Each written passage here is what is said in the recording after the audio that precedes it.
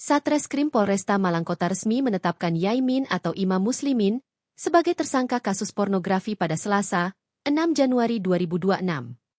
Pelaporan soal dugaan pelecehan seksual ini dilaporkan oleh Sahara, tetangga Yaimin yang sempat terlibat konflik dengannya.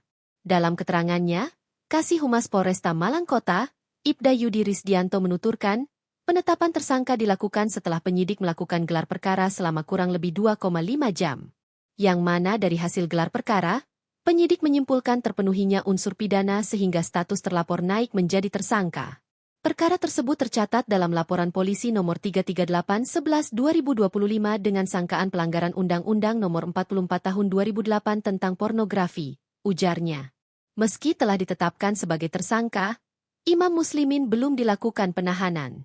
Polisi akan kembali melayangkan surat panggilan untuk pemeriksaan lanjutan. Apabila tersangka tidak memenuhi panggilan tanpa keterangan yang sah, maka akan dilakukan tindakan sesuai ketentuan hukum, tambahnya.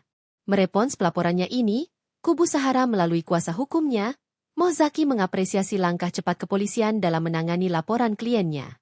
Saya mengucap syukur kepada Allah dan sangat mengapresiasi kinerja penyidik unit PPA Satreskrim Polresta Malangkota dalam menangani perkara ini, kata Zaki.